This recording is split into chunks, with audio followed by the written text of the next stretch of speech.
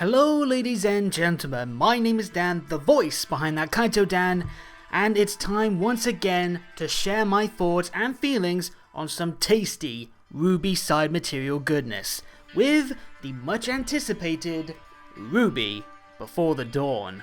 It wasn't that long ago that many of us, myself included, enjoyed the heck out of E.C. Myers' previous addition to the world of Remnant, After the Fall, which did so much good for the series in not only expanding the then thinly explored Team Coffee into more fleshed out and compelling characters, but also giving us our first real experience with the Sandy Kingdom of Vacuo, opening its doors for the first time to showcase its unique culture and endless dangers that put our caffeine-themed heroes into one hell of a fight for survival. Now with some new allies in the form of Team Sun, a new setting in Shade Academy and the capital city, plus the mysterious entity known as the Crown waiting in the wings, there was plenty to get excited for leading up to the sequel's release. But was it another diamond in the rough, or did the shine dull away by time? Well, before we get into the nitty gritty, I do want to touch on the book's presentation, namely the cover, and how it's a big improvement over the previous book. I still like that book's cover, don't get me wrong, but the way the backdrop has this nice blend of purple and orange to match the colours of the dawn really helps the character art stand out a lot better. Plus, my girl Velvet doesn't have an off-kilter face anymore, with everyone pretty much looking more or less on point with the kind of detail that we would usually get from official artwork for Team RWBY, who, by the way, are notably absent from the cover this time out. Well, save for Ruby popping up on the back like she's saying, "Sup, Ruby Rose here, reminding you who the real protagonists are. See you in Volume A." Lindsay Jones, I am not. It's gotta be intentional too, as last time Team RWBY did appear a lot in flashbacks, so their stealth appearance in Coco's Shades was a cute little note of their role in the story, even if it was small. Whereas this time, they're only mentioned in brief comments and that's it. There's a reason that Coco and Sun are front and center in the book, because this ain't no Team RWBY story. This is a story about Team Coffee and Team Sun. Well, for the most part, but we'll cross that bridge when we get to it. Oh, by the way, even though I have read the story multiple times now in physical version, I didn't start out by reading the physical book. Since my copy took its time to get here, I decided as a way to avoid spoilers to check out an audiobook for the first time, and I gotta say, it actually made for a pretty interesting experience. The narration was provided by Jessie Valinsky, after doing the same for After the Fall's audiobook, and though I have not heard Jessie in any other project that she's been in before this, I think she was excellent at the role, providing a well-paced yet lively voice that kept the flow steady through all the twists and turns, while at the same time acting out each speaking role just like if this was the animation, even nailing Velvet and Scarlet's accents. Obviously, for those more familiar with the original cast, it may be a bit of a whiplash at first, not to mention some voices do blend together and Jessie does about as best that she can for much deeper roles like Yatsu. But despite all that, Jessie nails a lot of the emotions and personalities at play, much like the original cast. And it shouldn't be ignored that this is one woman doing about 30 different speaking roles on top of the entire book's narration, so massive props indeed to Jessie for pulling it off so well. There's also something rewarding about experiencing a story first through just audio, as there's no reading ahead or catching a line accidentally as you turn the page, to lessen the flow or spoil yourself ahead of time. In fact, many big reveal moments that I had actually came about because of the way that Jessie narrated the story, such as the fairy tale illusion for the crown. That I noticed because of the way that Jessie mentioned their name with a certain afflection at one point in the story, a moment that generally made me go, oh snap, as I started to connect the dots. In short, I very much recommend checking out the audiobook, even if you have already read the story, as there's something special about getting it told to you in this format, and Jessie's hard work should not be missed out on. By the way, Jesse will be joining the voice of Ozpin, Shannon McCormick, in doing narration for the next RWBY X Myers collab, the upcoming Fairy Tales of Remnant, so be on the lookout for that very soon. Okay, enough sidestepping now. Let's start up the non-spoiler discussion and begin talking about my thoughts on RWBY Before the Dawn. So, when we last left off with the events in Vacuo, Team Coffee had just survived a deadly Grim attack with some help from Team Sun, their arrival coming a few months after Sun and Neptune had parted ways with Team RWBY and Co. back in Haven, meaning the events in Vacuo aren't that far off from the events in Atlas as of Volume 7 in terms of the timeline, so there's every chance that we could see these lot back in the show in the near future. Sadly, despite Team Coffee's heroics protecting the villagers of the Tough tribe and the Caspians from their kidnappers working for the Crown, it's Team Sun who's been getting the praise for their last minute efforts, the Veil team not getting a lot of love from the locals, a reception that's kind of been the norm for them since their arrival, despite the kingdom opening doors to any refugees. Suffice to say, Vacuo's culture of survival of the fittest that was touched on in After the Fall is amplified in the kingdom's capital, with the civilians viewing those escaping the attacks in Beacon and Haven as weak for not staying and protecting their homes, not even bothering to find out if they actually did, like the Team Coffee gang. On the topic of homes, we finally get to learn more of Team Coffee's current home base, and if you've played Jack 3, you may see where I'm coming from in getting big Spargus vibes with the setup and culture of Vacuo City, a vast desert capital with separate districts for residents and businesses, a protective wall that often needs repairs from grim attacks or the bad weather, and of course the lofty fortress that is Shade Academy slap bang in the city's centre, making for an easy marker for those likely lost in the city's labyrinth of alleys. It's your quintessential tough desert domain filled with equally tough villagers, but what helps it feel more unique is its little setting quirks and the various welcome insights on Vacuo's scarred history that enriches the land with a life of its own that's been shaped over many years, such as how the abandoned dust mines act as a reminder of the kingdom's past inability to stop the other kingdoms from stealing their boons, or how we learn about Vacuo's first king, Malek the Sunderer, and where his legacy comes into play for certain character motivations. That stuff I just adore, as it helps establish the current setting has been around way before it became the stage for the current plot, thereby making the world as a whole feel more genuine. And there's also mentions of landmarks across the city that give the place a visual uniqueness too, like a bug burger joint, reserved parks meant to replicate Vacuo's old tropical flora, and the Weeping Wall, a giant stone wall that draws water from the nearby oases, which is left untapped considering how mining has hurt the kingdom in the past. Doesn't stop the locals turning the water of the wall into their own bottled water for profit, mind you, but that just goes to show you the people's ability to make do with what they can, again giving this place a unique environment all its own to stand out against the others. And the people of Vacuo are just as big a selling point of this city as any of the landmarks are, many of whom are proud, rugged, and often hostile sorts, with no love for any outsiders, until you've proven yourself to be strong enough to survive here.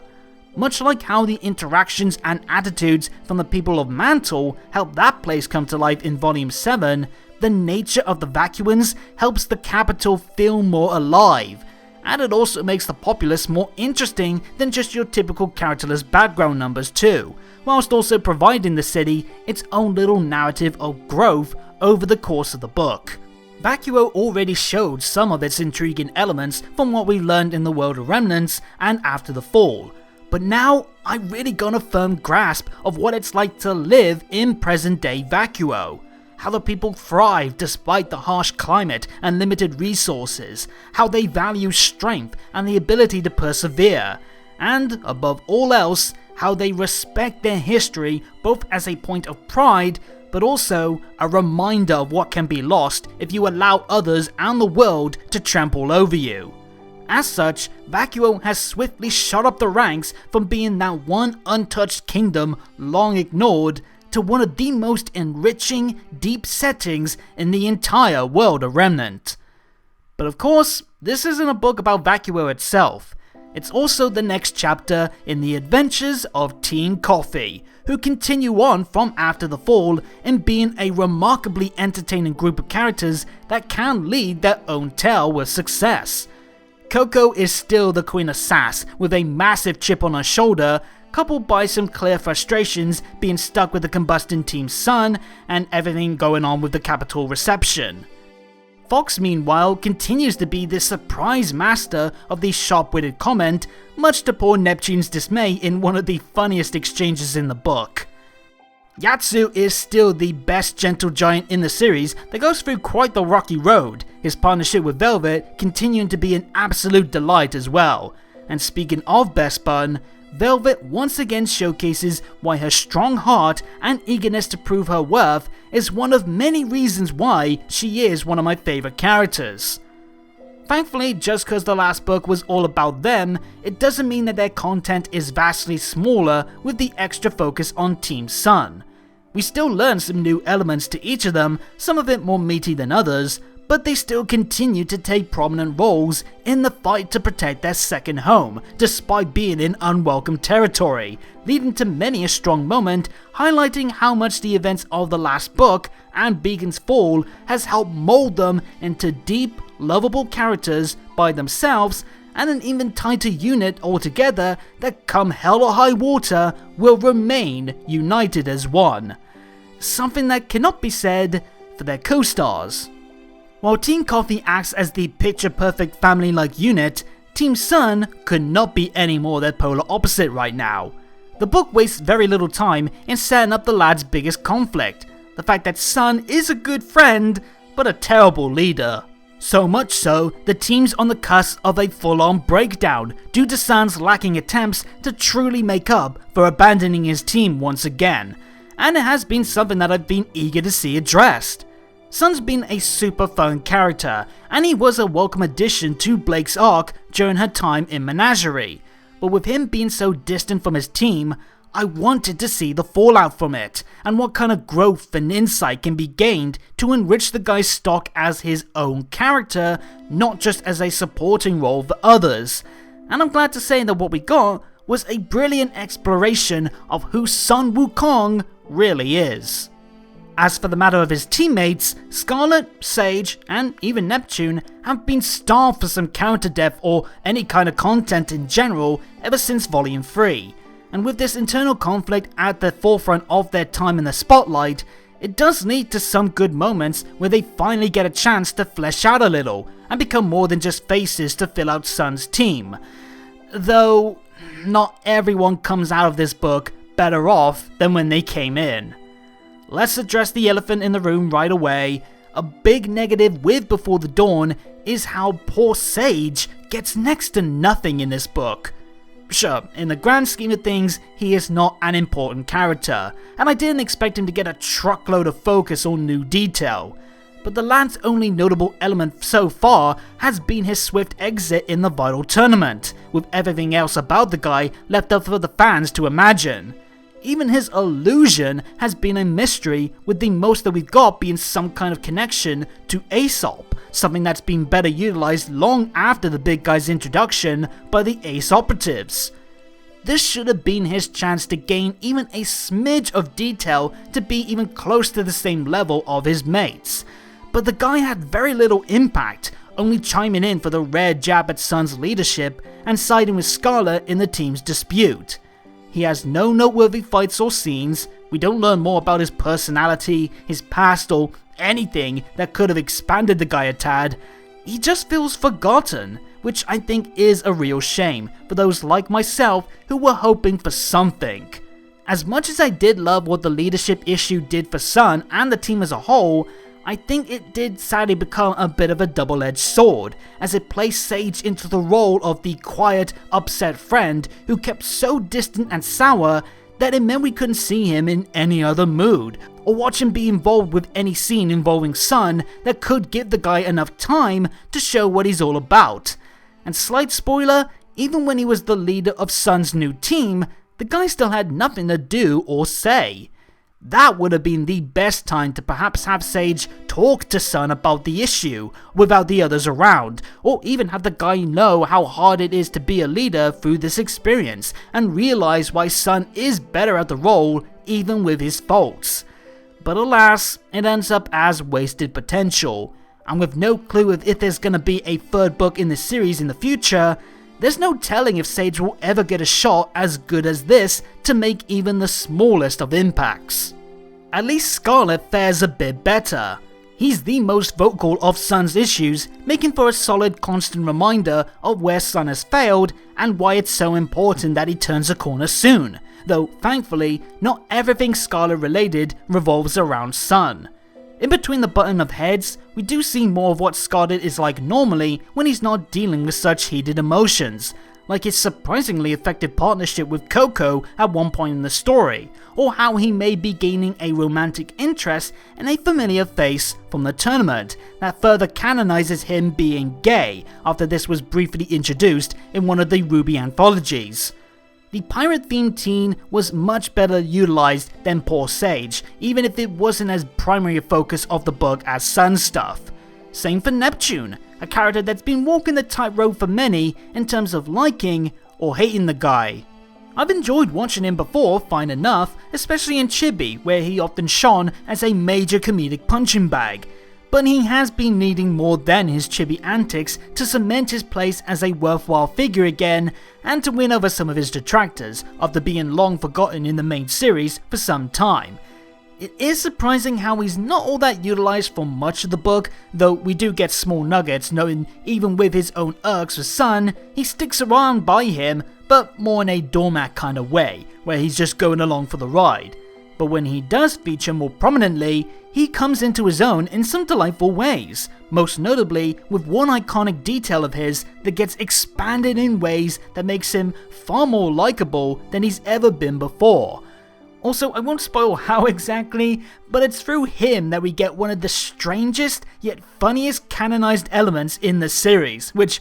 I couldn't help but love. Moving on now to some of the fresh faces, and I want to say flat out that I thoroughly enjoyed Headmaster Theodore and Professor Rumple. We've been wondering what the last Academy head was gonna be like in comparison to the rest of Ozpin's chosen leaders, and if Oz was the cautious guardian, Ironwood the stubborn leader, and Leo the broken shield, then Theo is the mighty warrior with obvious amounts of large ham. Theo turns out to be this overtly charismatic brawler akin to Fullmetal Alchemist's Armstrong or Iskander from the Fate series, the kind of leader that inspires people through booming passionate speeches and equally loud punches. And as head of Shade Academy, his method of teaching is what his students can learn from fighting, even if it's against him, very much embodying a battle-hardened spirit with a confident energy that fits right at home with the kingdom that admires strength first and foremost. He's such a wild card compared to the other headmasters, and that goes a long way in making him such a likable character. Even without any visuals, it was easy for me to picture the kind of figure he is and the presence he emits in any scene he's featured in, because of how different he is to his compatriots. I could see why he's respected by Sun and his people. I can also see why Salem's Lot would be worried if he joined forces with Ironwood. And sure, he often needs Rumple to rein him back in and focus on the task at hand, but you can't help but admire his drive, and when he does take things seriously, it feels more impactful because it's so different to his usual vibrant energy. His right-hand woman, Professor Rumple, was equally cool in her own right, though she's quite the curious sort too, and I don't mean with how she's only 4 feet tall. She does lean early on into being that stern second-in-command role that Glinda was to Ozpin, which was a concern for me at first, as I didn't want her to be a carbon copy. Thankfully though, she does quickly show she's more approachable than Miss Goodwitch, and she opens up in some fascinating ways that adds a fair bit of excitement and drama later on. Between them, these two are excellent additions to the series as they take unique mentor roles for the students, and I'm already eager to see how they come to life proper in the animation down the line after making a big splash here, especially since they know about the greater threat and maybe even know about the latest developments with Leo and Ironwood. A quick spoiler bit now, as there's also a surprising amount of returning characters from the Vinyl tournament that make small but still noteworthy marks in the story, including Arslan and Reese of Team Auburn, Nolan from Team Bronze, #give Nolan a hug, and perhaps most shockingly, Nebula and Octavia from Team Indigo, the group that was added in as an Indiegogo reward, that return here as some of the more outspoken detractors of those they view as weak outsiders. And yes, for those of you who have read the book and know that I am a big Velvet fan, without going into detail, I wasn't happy with these lot at points, as if it wasn't bad enough that Nebula stole my OC weapon idea. But jokes aside, the little story beats that Myers did give these lot, yes, even Team Indigo, I actually really enjoyed. They don't overstay their welcome too much, with the focus still centered on Team Coffee and Sun, and when they do feature, it's to benefit the current plot points and emotions, each of them fulfilling their supporting role requirements, but gaining some much welcome new layers to them in the process, to cater to those of us that have wanted to know more about these colourful faces from Volume 3. Does it perhaps steal away time that could have been spent on guys like Sage, or more of the main 8 in general? Perhaps, but considering where the story leads to up towards the end, it does feel beneficial to have some reason to care about other students outside of the main group, especially when it's still relatively small material next to everything that the main cast do get.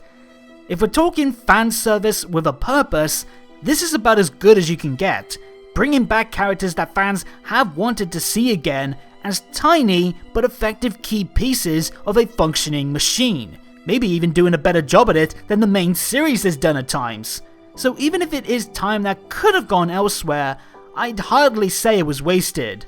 It's not all about fan service though. There's some very serious topics explored in this book that I think were handled very well. Things like survivor's guilt, mental health, divided families, kidnapping, PTSD, the aforementioned hostile reception to the refugees, and the scars of Vacuo's colonization.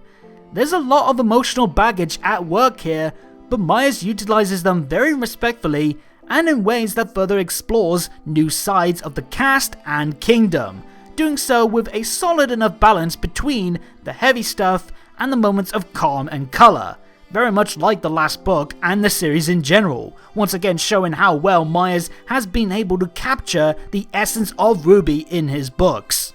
I should also make quick non-spoiler mention of the villain element before we dive into the proper spoilers. So to keep things brief for those who still haven't read the book, I do quite like the crown as another piece of the Vacuo puzzle, harbouring much of the kingdom's values and pride in a more hostile extreme than that of the local students or Theo and Rumple, though they are far from perfect. The biggest detriment is that they don't come out of the shadows for a while, coasting on by for most of the book with a worthwhile but still lacking major investment mystery build-up that doesn't give enough time for them to develop beyond a mildly shallow depth.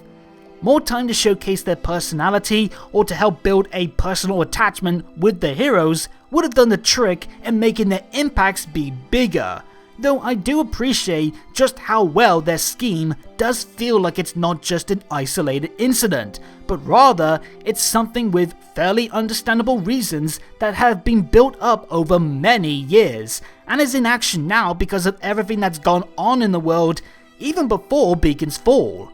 Their powers are unique with some good characterization to them, the clashes that they do have with the heroes are hotly contested, and for a foe that's not as big a threat as everything going on with Salem, the ramifications of their plans should they succeed, and the surprising amount of emotion in their motivations was enough to avoid them becoming anything worse than serviceably good.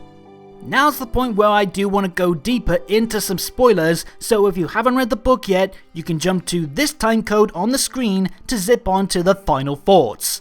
For now though, let's go a bit more in depth with certain characters, starting with our resident rapper girl, Velvet. One of the complaints that I had from After the Fall was that Velvet was lacking in any real exploration of her life prior to becoming a student, whereas her teammates got plenty of their past shown off. Good news then that Before the Dawn made up for lost time, and in the process, we learned not only is Vel a bit of a tech whiz thanks to her dad, Will, it turns out her parents are pretty much separated because Will's kept busy working for Ironwood as a high-level engineer. It made for a rather somber yet tender flashback seeing Velvet trying to bond with her dad despite the divide, and it goes a long way in further explaining why Team Coffee means so much to her, because it's the only stable family dynamic that she has in her life right now. Sticking with her father, I'm with a lot of people in wondering if Will is the brunette member of the Penny creator team that was seen in Pietro's photo in Volume 7.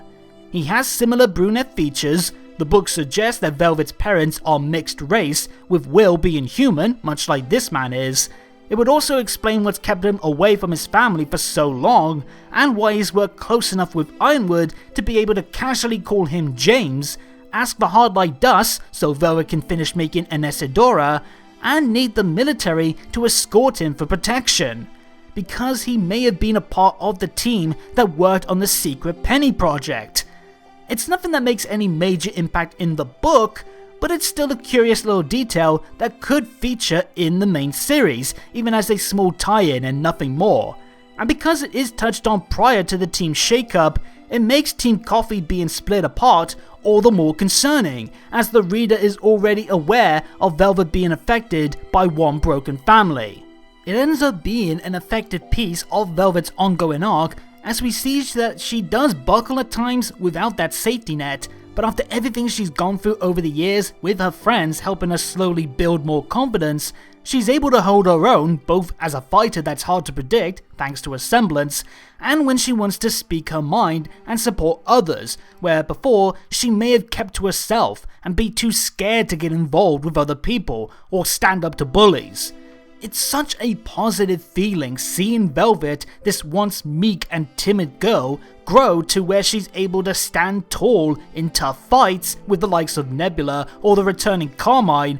and also be the source of support for others, like how she supports Sun in her own playful but still honest way, or how she's the voice of reason for many of the Beacon Brigade meetings, a group element by the way that makes for a solid way to explore the still lingering impacts of Beacon's fall on major and minor character alike. Velvet's come a long way since starting out as just a background character meant to touch on the Faunus racism angle. Over the course of these two books, she's truly become her own character, with an easy-to-love personality, plenty of moments to shine in and out of battle, and an arc centered on gaining respect for herself, respect from others, and a place to belong that's worth getting invested in. And personal fan bias aside, I can't help but feel that Velvet's story of acceptance and her expansion into this lovable, supportive person is one of the biggest selling points across both books.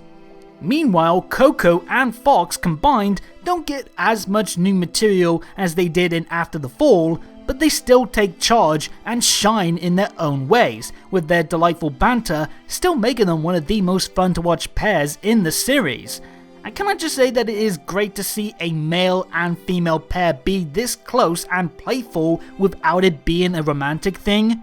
Even without any romance, you can easily tell that both individuals respect and care for the other deeply, which helps any scene they feature in be a charming blast, be it in combat or even just cheating a little in class. The return of Carmine also gives Coco a chance for some payback and a short but still tense clash in the Wastelands, and Fox's wit does help the flow run smooth in a lot of the early Vacuo exposition and the more heated moments during the Crown conflict. It's more a case of them maintaining their quality chemistry and having some more moments of awesomeness than having any new major parts to them explored, but I'm okay with it, considering it trades off in giving more time to those that do need it, and when they do get into the spotlight, they continue to be fun characters that have been richly built up to the point that they can play a lesser role and still be just as well utilized. Yatsu, on the other hand, has quite the heavy content on his burly shoulders. Not only does he go full Kingdom Hearts 1 ending with the way he and Velvet are separated during the reinitiation, we also get to see the true height of his memory wiping semblance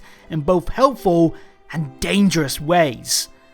A returning Gus Caspian mentions that his granddad Edward's mental disease has slowly been cured thanks to Yatsu's past semblance use, and the big guy was able to learn how to break free when he was mind controlled later on in the book, showing a new layer to this already incredible power.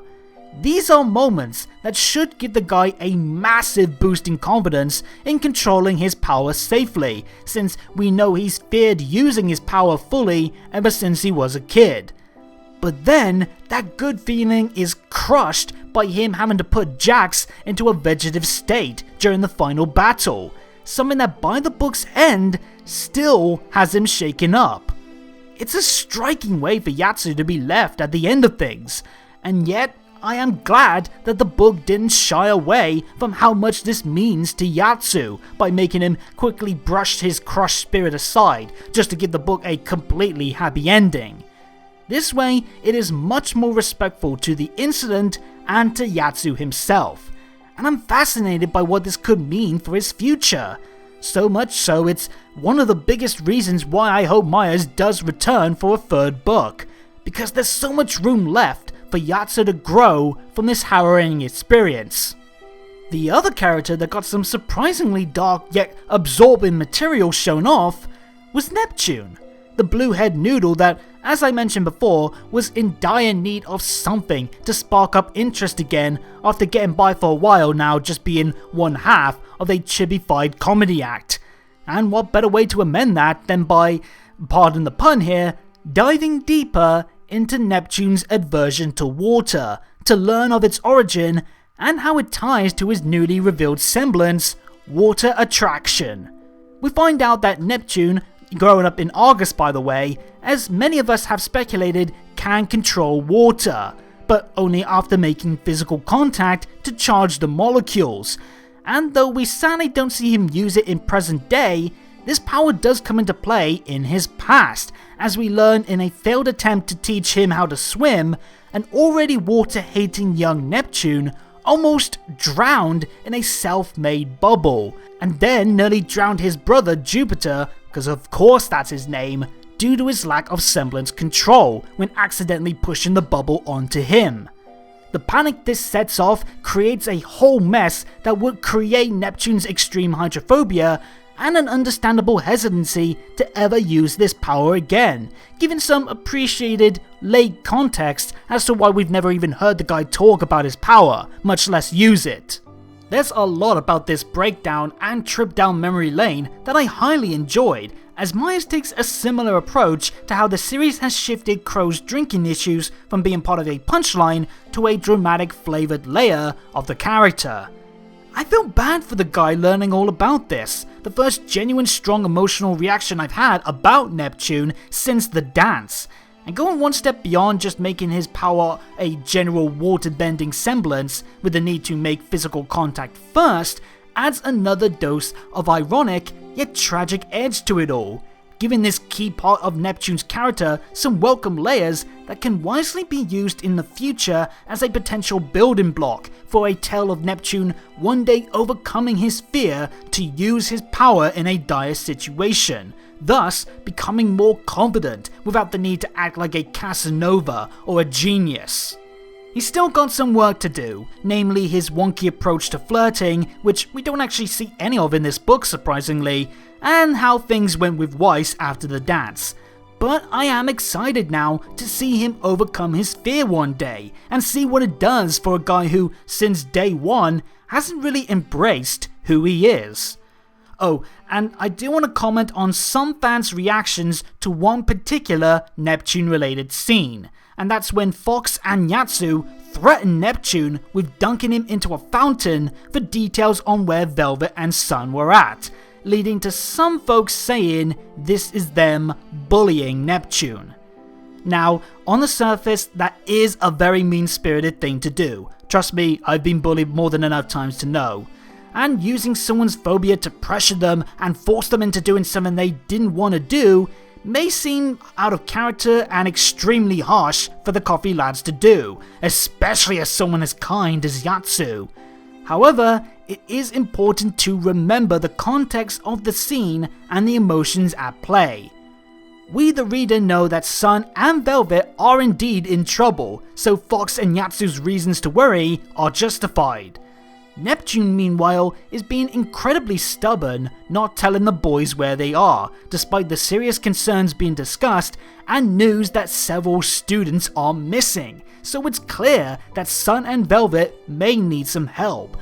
that he is delaying, or because Sun asked him not to tell, and he doesn't want to break his trust. Yes, it is admirable that Neptune doesn't want to betray Sun, even with the current issues within his team, and that does say a lot about how he still views him as his friend. But for a guy who can realize when a situation is dire, he's not helping things when it's clear that there's people in danger. Does it justify Fox and Yatsu using intimidation and manipulating Neptune's phobia to get info? Of course not. But Yatsu swiftly realizes that they did take things too far, and he apologizes the moment that Neptune's okay, only pushing things a little bit more afterwards just to maintain the seriousness of the concerns. The whole thing doesn't last more than 2 pages, and the high cause for concern does give fair backdrop to explain why Fox and Yatsu, 2 people who we know will do anything for their teammates, would cross the moral line if it's to protect them. The most important things to keep track of is there was an apology, both sides made the situation worse so they have their fair share of the blame, and Paragon characters should be allowed to act renegade so long as the emotions and context explain their actions, and it can further the story, as well as if they apologize or not, which again does happen. So no, I don't view this scene as mean-spirited as some people have made it out to be. Now, few of the characters that I have mentioned have growth as their primary focus, but more than any other character, Sun is the one that gets the biggest attention and growth in Before the Dawn, as we finally get to see him on the ropes in need of some introspection and support after repping that role pretty much since day one. It was quite the rewarding experience seeing so much of the guy's many facets laid bare for us to truly see what shaped him into the person that Scarlet describes as noble yet selfish. Such as how even at a young age, during his time in a desert clan, he wanted to help others, despite it not being the clan's way. Or the reason that he left Vacuo for Mistral was because he felt tired of the place, his proactive nature drawing him elsewhere and to any worthy cause that he feels he can lend a hand in. Oh, and he likes being bossed around by strong women, which kinda says a lot about what drew him to Blake. But hey, at least he's honest. And it was good in general to get some of Sun's own thoughts on why he stood by Blake beyond his feelings for the Catgirl. There's also a rather compelling subtle book-ending element with Sun avoiding seeking out his cousin Star Zanzang, and apologies if I butchered the name there, who by the way is based on another Journey to the West character like Sun, and again apologies for butchering the name here, Tang Zanzang. Sun doesn't end up seeing Star until the end of the book, and you could read why that's the case based on how the book has slowly explored how Sun perhaps fears if he slows down and commits himself to what's going on with his team, he risks reconnecting so strongly that it could hurt him big time should he lose them for good. And also cause he feels he can do so much more without any restraints, even though he does still care about his team, his family, and his homeland. Thus why a lot of his poor handling with his team boils down to trying to solve an issue too fast, to really address the matter at hand, or how he judges the Beacon Brigade as being nothing but a pity party without actually taking the time to discover it's more than what he believes. Stuff like this, plus the times that he is too honest with his feelings to the point of coming off as harsh, really does put Sun to the sword. But it's not a total roast of Sun scenario here. The best thing for me is that the book challenges some of Sun's stubborn-headed Good Samaritan nature without completely disregarding the good that he is capable of, and how his kind-hearted nature can make a big difference. We see things often from his perspective, so we can gauge on his earnest feelings, including how he feels about the strife in his team, or the actions of the others from the viewpoint of a Vacuan. And he does get moments where his selfless, honest nature is vital. See him rescuing the crown's captives, or his speech to the people of Vacuo to unite with those defending their current home, alongside those they look down on. Much in the same way as Jean, Blake, or Crow had to be knocked down a peg to rebuild into stronger people, so too does Sun. And though he's still got a long way to go, the growth that he does gain within himself and his role as a leader, I do believe is well earned, as Myers takes great strides in developing Sun into a flawed yet layered character at long last.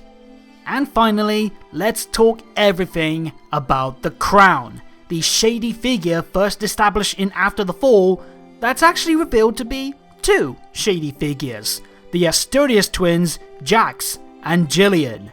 RWBY's antagonistic spin on Jack and Jill are at the forefront of a massive plot meant to overthrow Vacuo, for reasons we'll explore in a moment. And like I said before, they work well enough for their role as a problematic force that could threaten one of the last stable defenses in Remnant. But their limited focus time and a lack of personal investment connecting them to the heroes are downer points worth mentioning.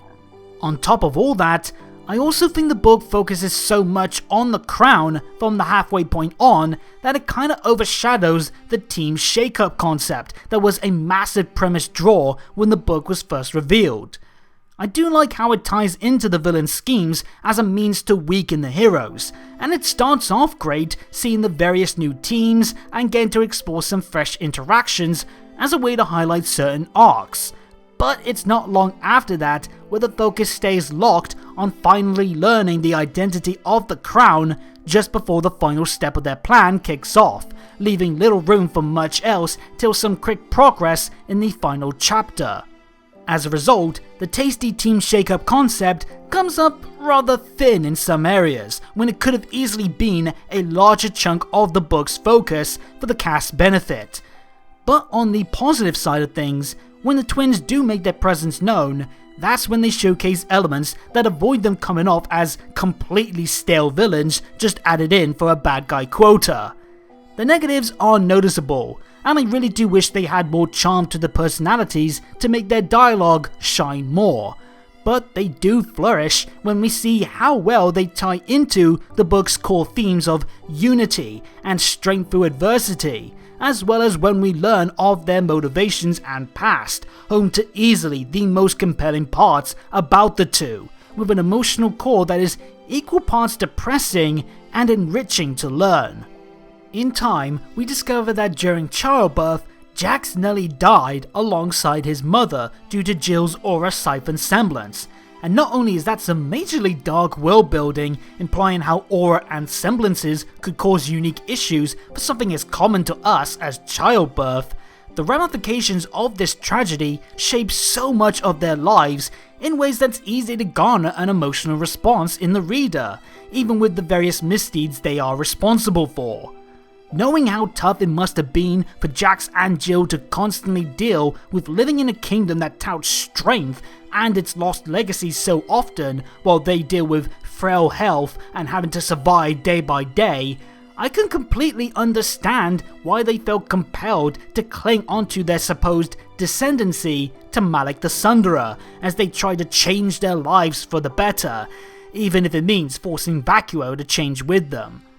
It's a fall from grace tale that, even with their short time in the spotlight and much of their motivations having to be explained by others, carries enough sadness and regret that fits right in with the ongoing strife of Vacuo. And I can't help but notice as well that it also ties in amazingly with the same route as some of the heroes that they have to take. Both parties having emotional wounds and a scarred past that they must use as inspiration to grow stronger. It's just the twins took the path of anarchy, while those in Team Coffee and Sun must use their pain and faults to stay the course, as good people and as the kingdom's last line of defense.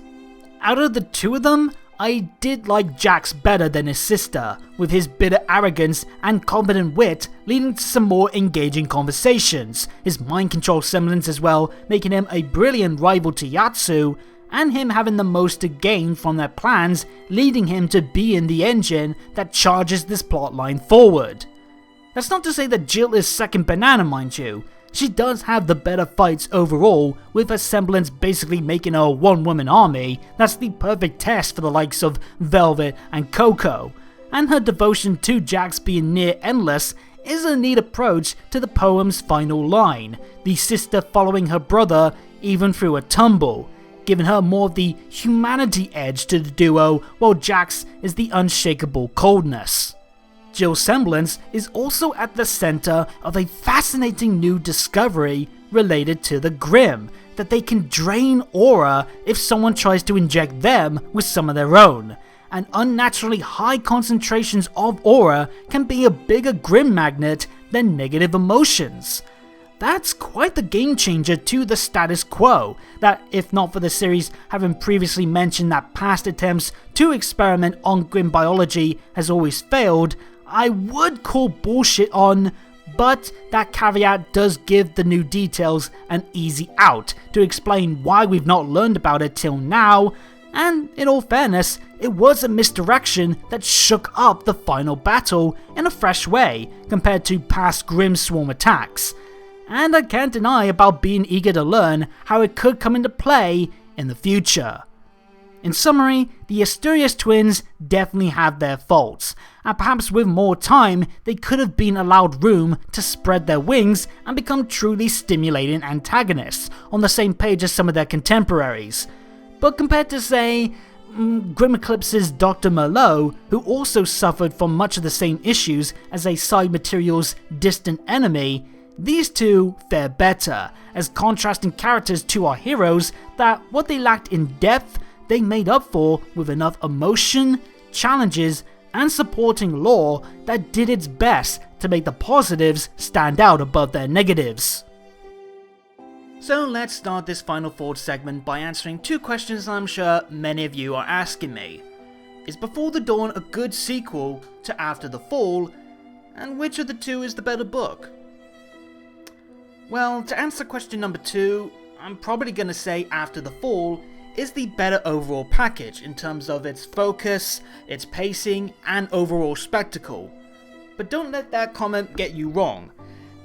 Before the Dawn is still a worthy follow-up and a must-get for any RWBY fan.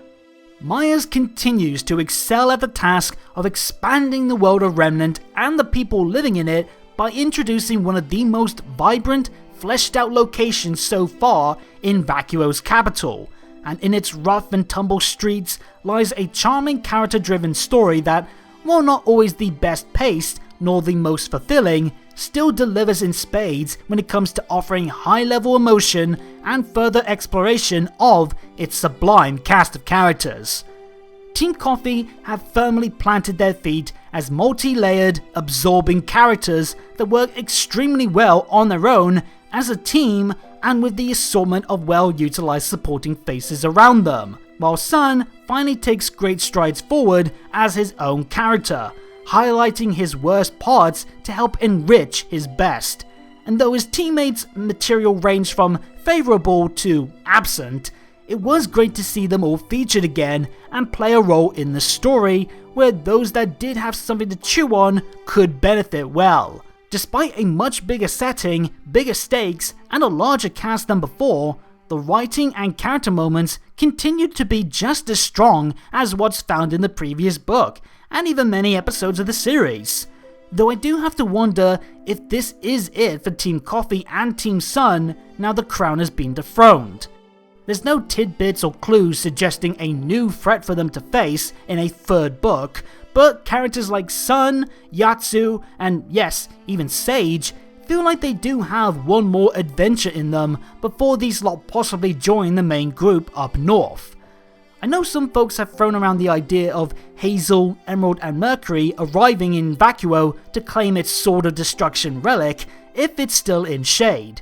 And I won't lie, the prospect of a rematch between M and Merc versus Coco and Yatsu is super enticing. But we'll have to wait and see if there is one more tale to be told amongst Vacuo Sans. Regardless, after reading both these books, I do feel Myers was able to send the majority of the cast off into whatever comes next as stronger characters than they were beforehand, and the quality to be found in them and Vacuo as a whole is quite plentiful.